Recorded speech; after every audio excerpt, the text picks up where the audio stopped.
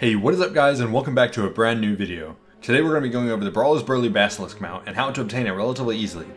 In order to buy this mount, which costs 4,000 gold before discounts, you must be Brawlpub or Brawlgar rank 8. I'll go through how to do that now. First things first, you'll have to get an invitation to the Brawlers Guild. There are two ways you can do this. First is by a blood-soaked invitation, which you can find off random mobs and I think world quests. I'll leave a link to the Wowhead page for the item so you can know how to get this. The other, more easy route to get an invitation is to buy a Brawler's Pass off the auction house. When you are in the Brawlers Guild, go ahead and head to your faction's Brawlers Guild area. Brawlpub for the Alliance and Brawlgar Arena for the Horde. Talk to the bouncer and tell him, yes, sign me up for a fight, and wait for the fight to begin. And remember that, if you enjoy the video, leave a like and a comment at the end. And if you'd like to see more content like this, guides to collecting mounts, be sure to get subscribed and hit that little bell to stay notified.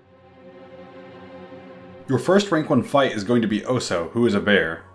He has 8.9 million health and has two abilities, Shotgun Roar and Grizzly Leap. Shotgun Roar is a frontal cone of damage. When he casts that, run to his side or behind him. Grizzly Leap is an AoE ability that Oso casts at range. When he uses it, a red circle will appear on the floor, which you need to move away from. If you are in it when he leaps, you'll take damage and be stunned. Other than that, just go ahead and kill him. Moving on from Oso, we have Grandpa Grumplefloot, who is your second rank 1 fight. Grumplefloot has 12.5 million health and has 6 abilities. Song of Flute, Grumble Pack Explosion, Cantata of Fluting, Good Lucky Do, Lucky Doom, and Creepy Hop. Song of Flute does damage to you over time, and Grumble Pack Explosion does AoE damage. Cantata of Fluting heals him, and you will need to interrupt it when he casts it. Good Lucky Do summons a blue teddy bear, which, if you run over it, heals you.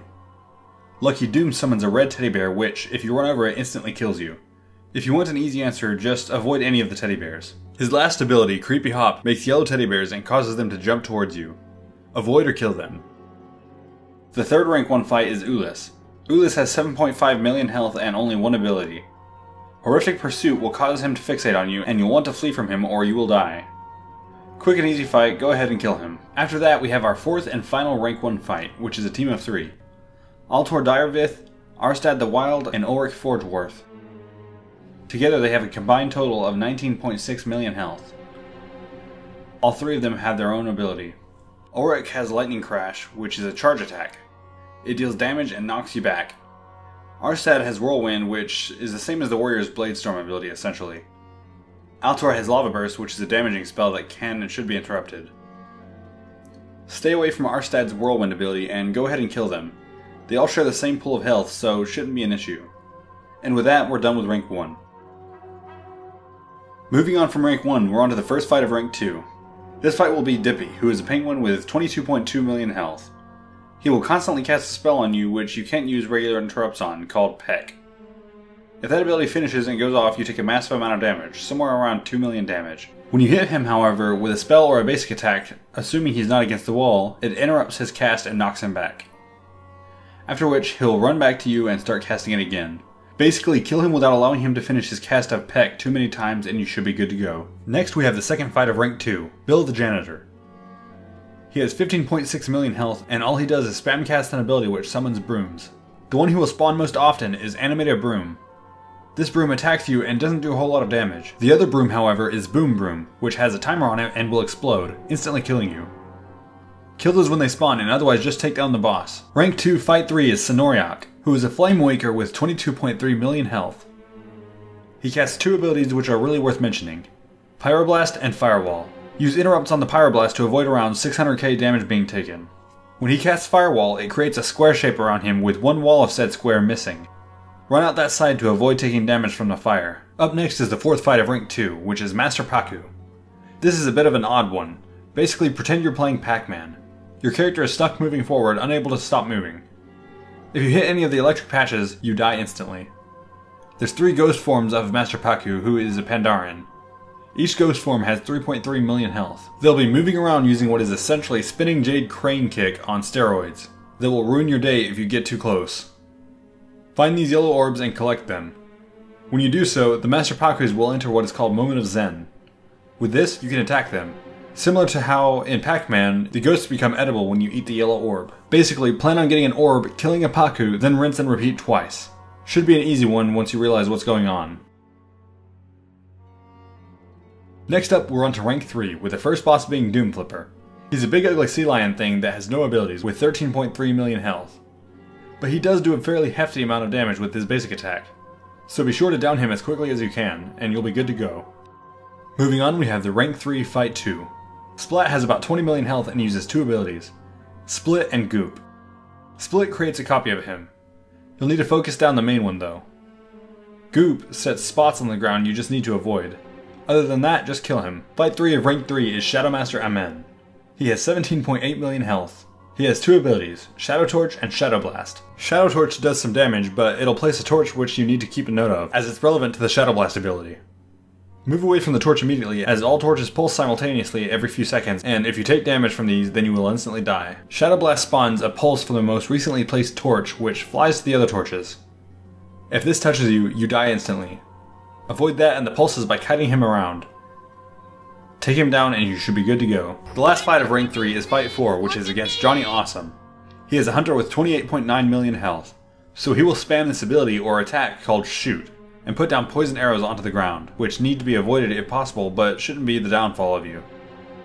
The main focus you'll have is his pet Dazzle and his ability Power Shot. His pet does a decent amount of damage, but sometimes Johnny will cast an ability called Power Shot. It does a massive amount of damage, but it hits the first thing it comes in contact with. You want to position yourself so that Dazzle the pet is between you and Johnny while he is casting the ability. When it goes off, Dazzle will die. At this point, Johnny will start reviving his pet. While he's doing this, he takes double damage, so burst him at this point and try to kill him. If he's not dead by the time his pet is alive, just rinse and repeat. The first fight of Rank 4 is very frustrating. Burnstachio is the boss and he has 15.3 million health. He basically does nothing the whole fight, but I'll explain why it's so frustrating now. I would heavily recommend having deadly boss mods for this, and if you have Dynamic Hand, turn that off while you're doing this fight. I learned that one the hard way. When you are in the fight, zoom out of your character as much as you can and hold off on moving until you see fire everywhere. After that happens, you'll see several storm clouds. Stand underneath at least one at all times, because they will put out the fires on the ground. Although, don't go into the tile unless the fire is already put out. Touching any of the fire instantly kills you. All the while this is happening, look for this white orb in the room. You want to snatch that up as soon as you can, as it'll give you temporary immunity to any of the fire. You can walk over the fiery tiles to pick it up.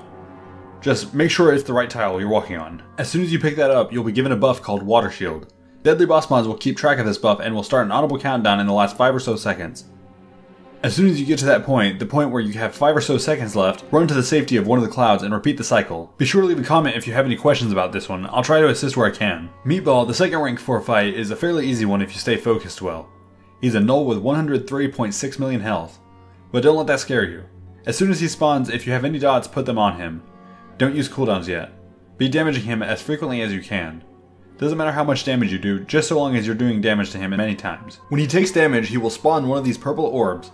While fighting him, keep running over those orbs and you'll know you'll rack up stacks of a buff called Strange Feeling. This heals you and increases damage you do by 20% for 20 seconds. You'll want to get 20 to 30 stacks of this, which will give you a damage bonus of 4 to 600%. When you think you can take all of his health, use your cooldowns now and go ham on him. Third fight of rank 4 is GG Engineering, which consists of 2 bosses, Bow Bobble and Max Mega Blast. They have a shared 34.5 million health. The main thing here is that you'll want to avoid any of these red spots on the ground where Max Mega Blast casts Rocket Barrage. This late in the game, the damage from Rocket Barrage won't be enough to end the world, but a few could take you out. They did about 1.5 million damage to me the one time I got hit. Anyway, just damage them down quickly. Sometimes they'll teleport over to these shield generators. Go ahead and take out the generator and you can continue damaging as normal. The fourth and final boss of rank 4 is Stichtes. I'm sure we all know the great and lovable Stichtes by this point. Aside from that, this boss is an abomination with about 24.2 million health. Before he spawns, you'll want to run over to about where he'll spawn. When he spawns, you'll notice he has a green patch around his feet. While in the green area, you'll gain stacks of the green debuff called Aura of Rot. This debuff does increasing damage as you get more stacks, but that doesn't really matter. What does matter is that if you gain 10 stacks total, you instantly die. When you leave this green area, however, you will lose all the stacks of this buff, but you will instantly be pulled back to him. When this happens, you'll gain a stack of Stichtes Hook. Similar to Aura of Rot, this debuff does increasing damage. Also similar to Aura of Rot, the damage isn't really the selling point. Each stack decreases your movement speed by 10%. So having 10 stacks reduces movement speed by 100%, which means you can't move. Balance these two things out and damage Stichtes down as quickly as possible and you should be good to go. The first fight of rank 5 is surprisingly easy. It's called Thwack U. The fight revolves around these two humans, Wes and Sunny. Band members, I guess? I don't know, but they each have 15 million health. From what I can tell, there was really no challenge in this fight at all at this point in the game with how much health and damage players have. As you can see here, I actually just stood in the waves to test their damage, and really it wasn't anything. Go ahead and kill Wes and follow up with killing Sunny. When you're killing Sunny, these waves spawn from the wall, which you can jump over to avoid needless damage, but I took it just to test the damage and it only did 600k damage. Really nothing to worry about, so just go ahead and clean these guys up.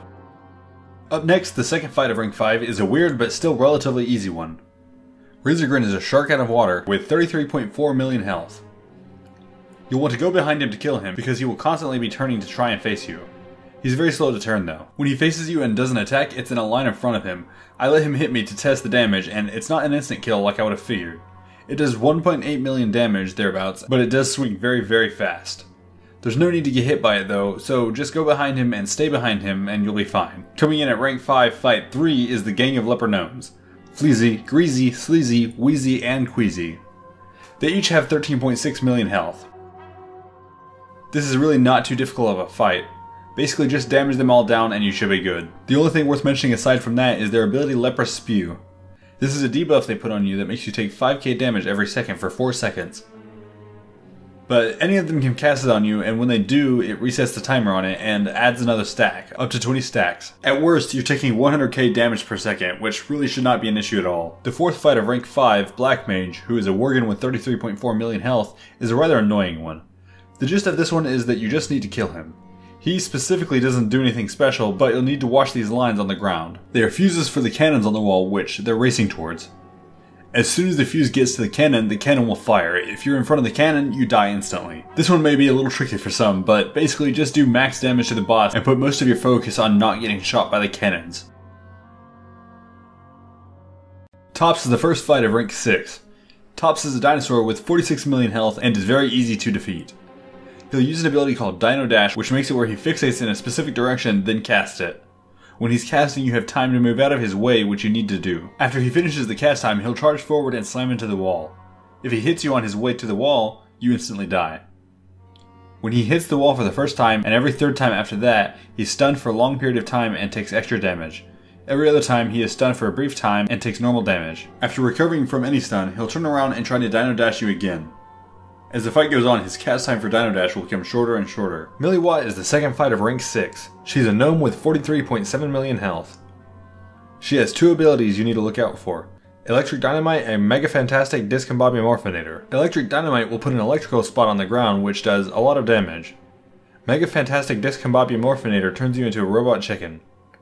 While you are a robot chicken, you will take something like 840k damage per 2 seconds. Before this finishes casting, you'll want to stand in one of the electrical spots created by Electric Dynamite. When you take damage while in robot chicken form, you switch back to your normal form. The electrical areas will do that for you. With that, go ahead and finish up the fight. Carl, the third fighter rank 6 with 39.1 million health, is a sorta easy one if you have high damage, but annoying if you don't. He himself does not do a whole lot of damage, but he spits out these fireball things that become lava patches on the ground. When those patches hit the ground, they let out a wave of fire in all 4 directions from their center. Their placement, to my knowledge, is completely random. Whenever the waves coming from the center cross over another patch's center, that patch will also send out waves. So you can imagine if you can take this guy down before he gets even like 3 down, it's a piece of cake. But if you can't, you're gonna have a bad time dodging lava waves. After Carl is a really fun one that is a reference to Overwatch called Ogrewatch. This will have Hudson, who is Winston, Dupree, who is McCree, and Stuffshrew, who is Junkrat. Hudson has 23 million health, Stuffshrew has 11.5 million health, and Dupree has 16.1 million health. When the fight starts, stun Hudson if you can to get rid of his 960k health absorb barrier. If you can't, that's fine, just burn through it. After it's gone though, start hammering down on Stuffshrew. He has an ability, Maniacal Laugh, which does a large amount of damage. When he uses this ability, he bops you away and throws out 3 bombs. Each bomb does 1 million damage, which can be dangerous. After Stuffshrew is gone, kill Dupree. He should be winding up an ability called High Noon, which, if you've ever played Overwatch, you know is something you want to prevent. When that spell finishes casting, you will instantly die. So go ahead and take him out. After he is dead, just kill Hudson and you're done with the fight. Next we're on rank 7. Kicking that off is Nibbleh, who is a snake with 49.5 million health. If you've ever played Snake before, whether it be on some website or on an older Nokia phone, this fight will be fairly straightforward. The idea is to not let him stay in the trail that he creates behind him when he moves. He'll trail along poison. While he's sitting in it, he will gain stacks of Nibbleh buff, which increases his damage done by 50% and decreases his damage taken by 5%. He will occasionally spit around the board, creating a poison cloud. So keep an eye out for that. Otherwise, kite him around and kill him to win. Moving on, we have the second fight of rank 7, the Serpent of Old. With 39.7 million health and weird mechanics, he's not the most fun to fight. Each one of the totems around him do different effects. The red one buffs his damage, grey one buffs his defense, purple one makes him move and attack faster, and green one heals him. In my opinion, the green totem was the easiest to handle, so I took him over into one corner where he's only being affected by one of the totems, green in my case. While fighting him, he'll drop these bombs onto the grounds, which you'll need to avoid. They will instantly kill you if they go off with you in their radius. It shouldn't be too hard though, as they have a long time before they go off. Just run around in a circle based on the spell being cast. Rank 7 Fight 3 is Epicus Maximus. This guy has 55.2 million health and 3 things to look out for. Destructo Laser, Blue Crush, and whatever these Soundwave attacks are. When Destructo Laser is active, it does a large amount of damage to you upon crossing over you. When Blue Crush is cast, you need to interrupt it, or you'll be knocked about the room. The Soundwave attacks need to be avoided as well, as they do a decent amount of damage. Basically, avoid Destructo Laser and Blue Crush and you should be fine. The last fight of rank 7 is Ray D tier, which has 59.8 million health. This boss will go through phases mimicking Hellfire Citadel bosses. The instructions for handling each attack are as follows. For Martok, when the boss casts Shockwave, move out of the way and off to the side. Kumrock, when you are grabbed by the grasping hand, kill it quickly. Gurtog, continue attacking when the boss is using Acidic Wound. Kilrog, while Death Throes is being cast, avoid the swirling spots on the ground. Gorefiend, avoid the purple swirlies. Fellord Zakaun, drag the mob to the corner of the room for the ability Fell Crystal. This will pulse purple waves around the crystal and you'll want to avoid those. It's easiest when the crystal is in the corner. Tyrant Valari, continue attacking when the boss is using Gavel of the Tyrant. Zul'Harak, continue attacking when the boss is using Black Hole. Be sure to avoid being sucked into the Black Hole, however. Meneroth, interrupt Fell Implosion. Archimonde, should you go this far, use your mobility abilities to avoid taking falling damage. You should be able to take the boss out much earlier than Archimonde, but those are the instructions just in case. And with that, you should be able to buy your Brawler's Burly Basilisk. You can talk to Quackenbush for the Alliance and Paul North for the Horde to do so. You can also, while you're at it, purchase the Battle Pets Clockham and Tyler Grondon, although these could have been purchased at an earlier time. Rank 3 specifically. You can also purchase the Pugilist's Powerful Punching Ring if that somehow manages to be an upgrade for you with 1500 stamina and 1800 critical strike. Last extra, you can also buy the Brawler's Razor Claws Heirloom. But of course, the reason we came here is the Basilisk, so go ahead and nab that guy. Anyway, be sure to leave a like if you enjoyed the video and a comment letting me know what you think, or if you struggled with any of these. I always look forward to what you have to say, and I'll help you out where I can. If you like this content and want to see more like this, such as more mountain collecting guides, be sure to get subscribed and smash that bell icon to make sure you're notified of when I upload new videos. That all being said, thank you very much for watching. I hope you have a fantastic rest of your day, and I'll see you next time.